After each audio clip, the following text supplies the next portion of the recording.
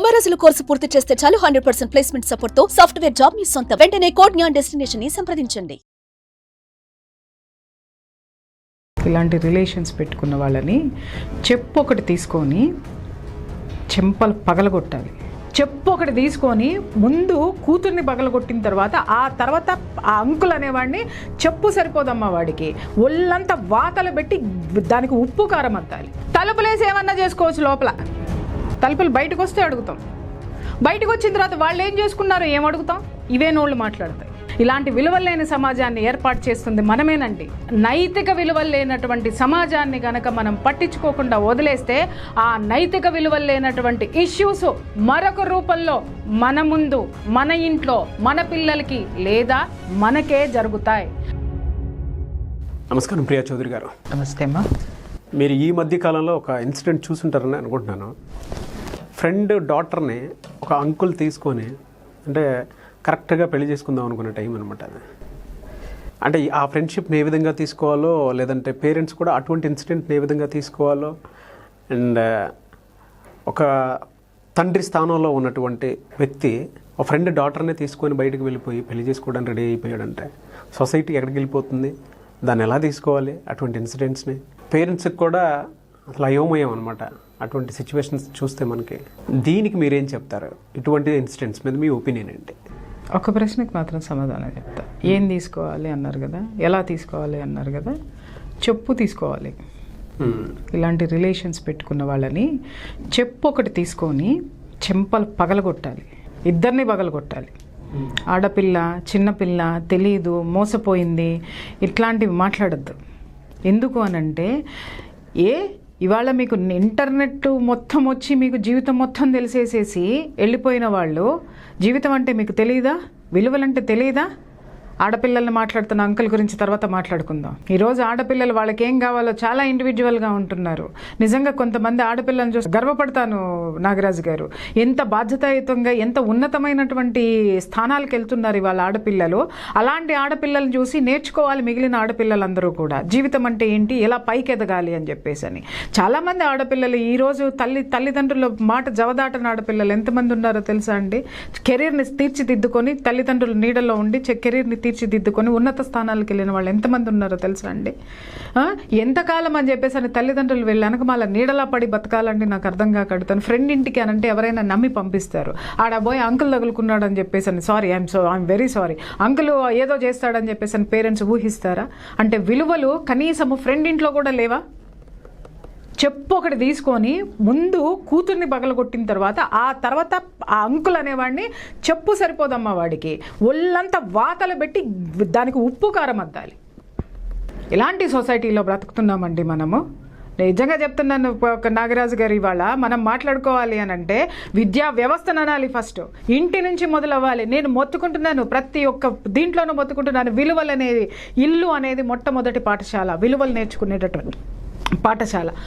ఒక్కటి గుర్తుపెట్టుకోండి నాగరాజు గారు, విలువలు లేని జీవితాలు ఎప్పటికీ కూడా నిలబడవు. విలువలు లేనటువంటి రాజకీయాలు కూడా, పార్టీలు కూడా నిలబడి మట్టి కొట్టుకుపోయినటువంటి సందర్భాలు మనం చూసాం. విలువలు లేనటువంటి దేశాలు, విలువలు లేనటువంటి సంస్థలు ఏమైపోయినాయో చూడలేదా మనము? అవును. ఉవ్వెత్తున ఒకటేసారి ఆ సంస్థలు లేసి విలువలు లేకుండా, విలువలు లేనటువంటి పునాదుల మీద నిలబడినటువంటి సంస్థలు కుప్పకూలిపోయినాయి ఈరోజు. ఒకప్పుడు రాజాది రాజులు అన్న వాళ్ళందరూ రోడ్డు మీదకి ఎందుకు వచ్చారంటే విలువలు పాటించకపోవటం మూలంగానే. అలాగే కొన్ని దేశాలు ఉన్నాయి, ఎవడు పట్టించుకోడు, ప్రపంచం మొత్తం ఉమ్మెత్తి పెడుతుంది కేవలం ఎందుకోసం అనంటే విలువలు పాటించకపోవటం వల్ల. వ్యవస్థ అయినా, వ్యక్తి అయినా, దేశమైన విలువలతో కూడుకున్నటువంటి బాధ్యతాయుతమైనటువంటి నడవడిక ఉండాల్సినటువంటి అవసరం ఉంది. ప్రపంచం ఇంతేనండి అని మాట్లాడుకుంటాం. బుద్ధి లేదా మాట్లాడడానికి? ప్రపంచం ఇంతేనని మాట్లాడడానికి? ప్రపంచంలో నువ్వు ఒకటివి కాదా? సమాజంలో నువ్వు ఒకటివి కాదా? నువ్వు ఒకదానివి కాదా? సమాజాన్ని తీర్చిదిద్దాలి అంటే నిన్ను నువ్వు మార్చుకోవద్దా? నీ ఇంటిని నుండి నువ్వు సాధ్యమైనంత నువ్వు మలుచుకోవద్దా? పక్కవాడు తప్పు చేస్తున్నాడనంటే వీడు అడగడండోయ్ చాలా, వీడికి ఎందుకంటే మనకెందుకులే, అమ్మో మనం పట్టించుకోకూడదండి, లేనిపోని విషయాల్లో తలదూర్చుకోకూడదండి అని మాట్లాడేస్తారు పెద్ద మనుషులు కొంతమంది. లేనిపోని విషయాల్లో నీలాంటి వాళ్ళు ఎంకరేజ్ చేయమంటే ఇలాంటి వాళ్ళందరూ తయారవుతున్నారు. నువ్వు పక్కవాడి తప్పుని సమర్థించక, నువ్వు నీ ఇంటిని సమర్థించుకోక ఏం చేద్దామని బ్రతికి లేచామా, తిన్నామా, పడుకున్నామా, మళ్ళీ లేచామా, తిన్నామా, పడుకున్నామా, ఇదే జీవితం అయిపోయింది. జనమంతా ఇలాగే బ్రతుకుతున్నారు. పక్కవాడు ఏం చేసినా పట్టించుకోవట్లేదు. పక్కవాడు ఎదిగితే ఏడుస్తున్నాడు. పక్కవాడు నాశనం అయిపోతుంటే చూస్తూ ఊరుకుంటున్నాడు. పక్కవాడు తప్పులు చేసినా భరిస్తున్నాడు, నోరెత్తటం లేదు. కాబట్టి ప్రతి ఒక్కడికి ప్రతి ఒక్క విషయము కూడా చాలా ఈ రోజున విలువ లేకుండా కనిపిస్తూ ఉంది. లేకపోతే ఏం మాయరోగం అండి? మంచి సన్నివేశం చెప్తాను. ఇట్లాంటి పెద్దవాళ్ళకి, ఇట్లాంటి దరిద్రులకి, ఇట్లాంటి దరిద్రపు మైండ్ ఉన్నటువంటి మనుషులకి నేను ఒక విషయం చెప్తాను. త్రిశూలం అనే ఒక సినిమా వచ్చింది, మీకు గుర్తుందా నాగరాజు గారు? కృష్ణరాజు, పాత సినిమా అది. కృష్ణరాజు, శ్రీదేవి, రాధిక, జయసుధ, రాఘవేంద్రరావు గారు తీశారు. ఎంత ఆ సినిమా నాకు ఎంత ఇష్టం అంటేనండి, ఎన్ని విలువలతో కూడుకున్నటువంటి సినిమాను అది, చెప్పలేనది. ఒక అంటరానితనం మీద తీశారు అది. బట్ ఈవెన్ అక్కడ ఒక ఇన్సిడెంట్ ఉంటుంది.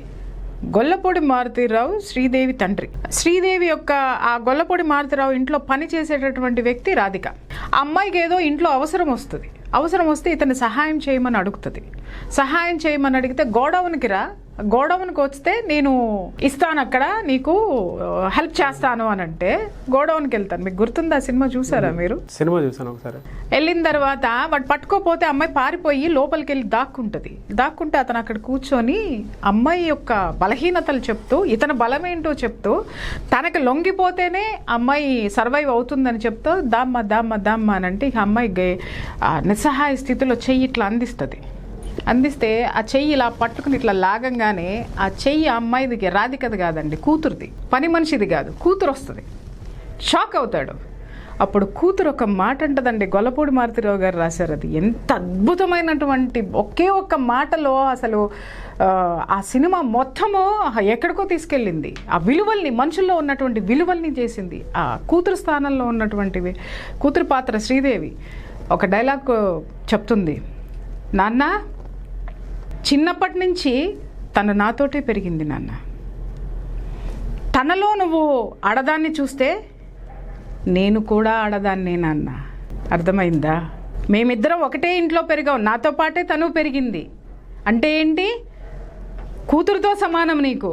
ఆ కూతురుతో సమానమైనటువంటి దానిలో నువ్వు ఆడదాన్ని చూస్తే మరి నేను కూడా ఆడదాన్నే కదా, నాలో కూడా చూడాలి కదా నువ్వు ఆ కామాన్ని అని అడుగుతుంది. అంటే అర్థం ఏంటి చెప్పండి? ఇంత అద్భుతంగా రచయిత సమాజంలో ఉన్నటువంటి విలువలేనటువంటి ఇలాంటి వెధవలకి ఒకే ఒక్క మాటతోటి సమాధానం చెప్పాడు ఆయన. కూతురి ఫ్రెండ్ని, కూతురు కనపడలేదండి వాడికి, విలువలు లేవా అండి వాడికి? ఆ దెబ్బతోటి గొల్లపూడి మారుతీరావు తల దించుకొని అసలు ఏం చేయాలో అర్థం కాక అవమానంతో అక్కడి నుంచి వెళ్ళిపోతాడు లేచి. ఇప్పుడు అదే కూతురు ఈ తండ్రిని అడిగితే వాడు ఎక్కడ పెట్టుకుంటాడండి తల? నేను మగాడిని అంటాడా? అలాగే అతనితో వెళ్ళిపోయినటువంటి ఆడపిల్ల ఏం చూసి వెళ్ళిపోయిందండి? నాకు అర్థం కాక అడుగుతాను. ఏ విలువలు నేర్చుకున్నారండి? స్కూల్లో ఏమి నేర్చుకున్నారు? ఇంట్లో ఏం నేర్చుకున్నారు? సమాజంలో ఏం నేర్చుకున్నారంటే వీళ్ళకి చెప్పేవాళ్ళు ఎవరు లేరు, నేర్పేవాళ్ళు ఎవరు లేరు, అడిగేవాళ్ళు ఎవరు లేరు. కాబట్టి నేను ఏం చేసినా చెల్లుతుంది అనేటటువంటి ఒక విధమైనటువంటి సూడో మెంటాలిటీ తోటి ఉన్నారు వీళ్ళు. అంటే ఏంటి, నేనేం చేసినా చెల్లుతుంది, అడిగేవాడు ఎవడు? అంటే వీళ్ళందరికీ భరోసా ఏంటో చెప్పమంటారా? సమాజం క్వశ్చన్ చేయదు, మేమేంటని బతికేస్తాం. ఎవడు మమ్మల్ని మాట్లాడేది? ఆ యొక్క అర్హతలు వాళ్ళకి ఇచ్చింది ఎవరు చెప్పండి? మీరు, నేను, ఇల్లు, స్కూలు, ఎక్కడ? సమాజం. మనమంతా కలిసి దేంట్లో ఉన్నాం? సమాజంలో ఉన్నాం. పక్కిల్లు, నువ్వేం చేసుకుంటే నాకెందుకు?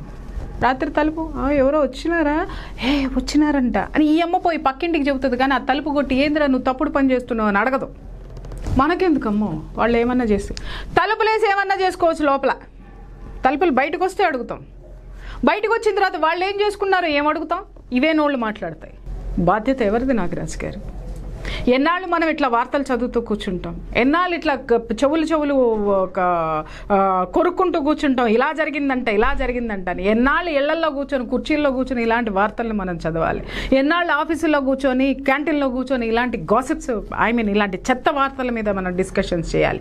లేదు, ఇది చెత్త వార్త అని మనం డస్ట్బిన్లో పడేద్దామా?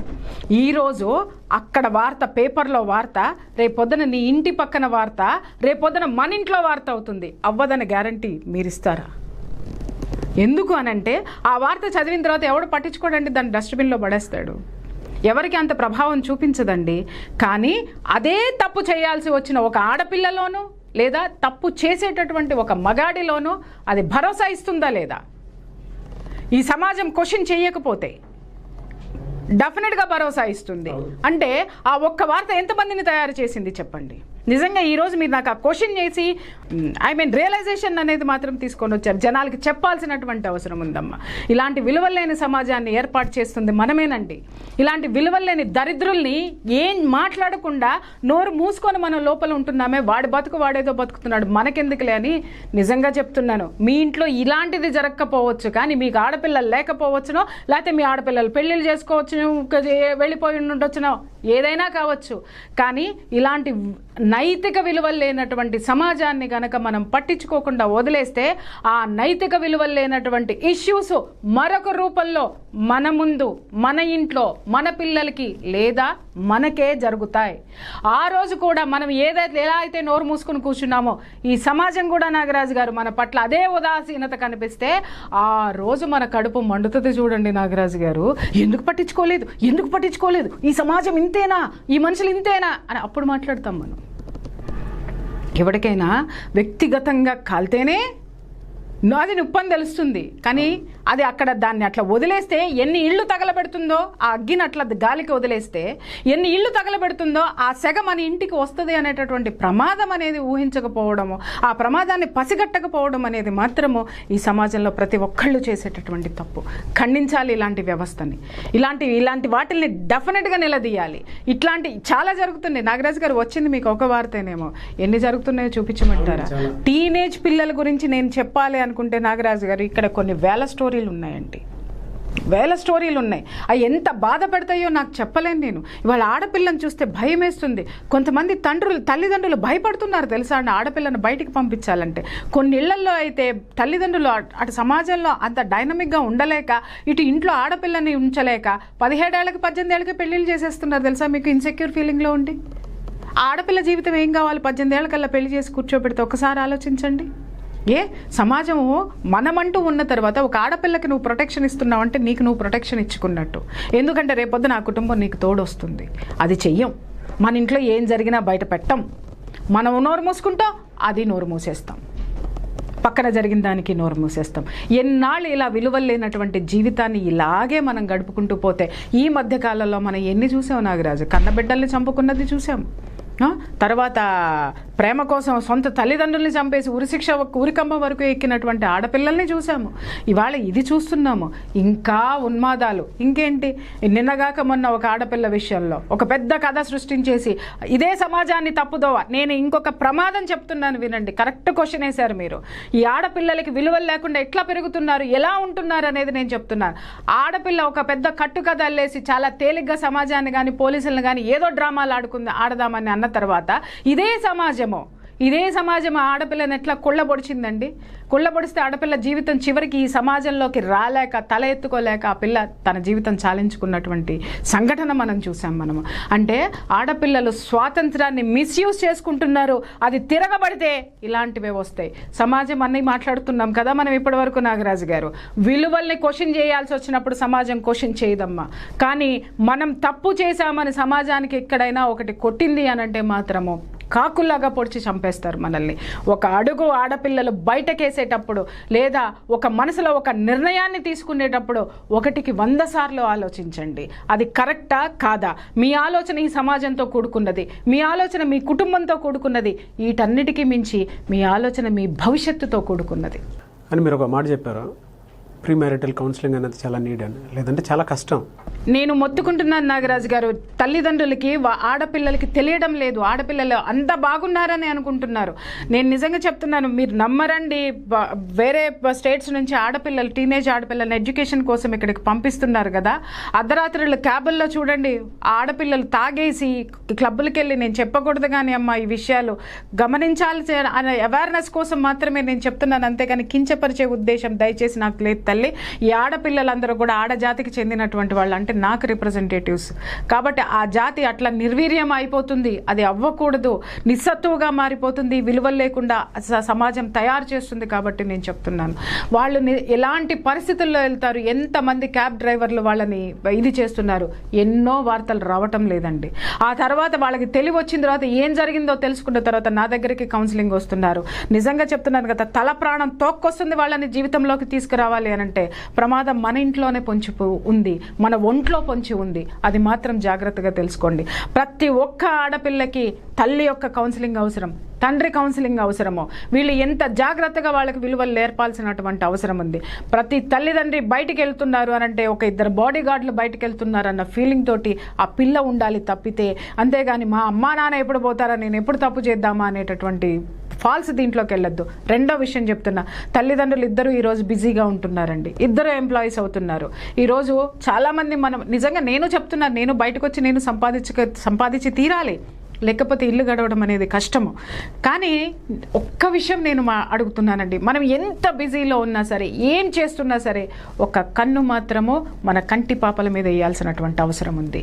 అది మాత్రం మర్చిపోవద్దు. మనం అలసిపోయో లేకపోతే మనం ఏదో సాధించేసామనో, మనం బయట చప్పట్లు కొట్టించుకుంటున్నామనో, అదే ధోరణి మనం ఇంట్లో కనుక ప్రదర్శించి కనుక కూర్చొని ఏమరపాటుగా ఏమాత్రం ఉన్నా మన కంటి రెప్పే మన కన్నును కాటేస్తుంది. ఇటువంటి అంకుల్స్ మన ఇంటి ముందు ఉన్నారు, ఇంట్లో కూడా ఉన్నారు, ఇంటి బయట ఉన్నారు, ఇంటి పక్కన ఉన్నారు. దయచేసి మన ఆడపిల్లల్ని చాలా జాగ్రత్తగా కాపాడాల్సినటువంటి అవసరం. కాపాడడం అంటే 24 గంటలు వాళ్ళ మీద కన్ను పెట్టి చూడడం కాదు కండి, వాళ్ళ యొక్క మనస్సును కూడా కాపాడాలి. వాళ్ళ మనసులో ఏముందో, వాళ్ళ అంతరంగాల్లో ఆలోచనలు ఏమున్నాయో, ఆ ఆలోచనలు ఎటువైపు పోతున్నాయో ప్రతి నిత్యం మనంగా వాళ్ళని గమనించినట్టు ఉండకూడదు, కానీ ప్రతి ఒక్క విషయంలోనూ మనం గమనించాల్సినటువంటి అవసరం ఉంది. వాళ్ళు ఎక్కడికి వెళ్తున్నా మనం ఒక కన్ను వేయాల్సినటువంటి అవసరం ఉంది. అమ్మ, మన ఆడపిల్లలు చాలా మంచివాళ్ళు, మన ఆడపిల్లల అమాయకులు, కానీ ప్రపంచం అమాయకంగా లేదు. ప్రపంచంలో పురుషులు అమాయకంగా లేరు, ప్రపంచంలో మగవాడు అమాయకంగా లేడు. ప్రమాదము అటు నుంచి వస్తుంది, అది ఒక్కటి మాత్రం గుర్తుపెట్టుకోండి. తప్పకుండా అండి. Thank you so much Priya Chaudhary గారు. Thank you. సుమన్ టీవీలో మీ పర్సనల్ అండ్ బిజినెస్ ప్రమోషన్స్ కోసం కింది నెంబర్కి కాంటాక్ట్ చేయండి.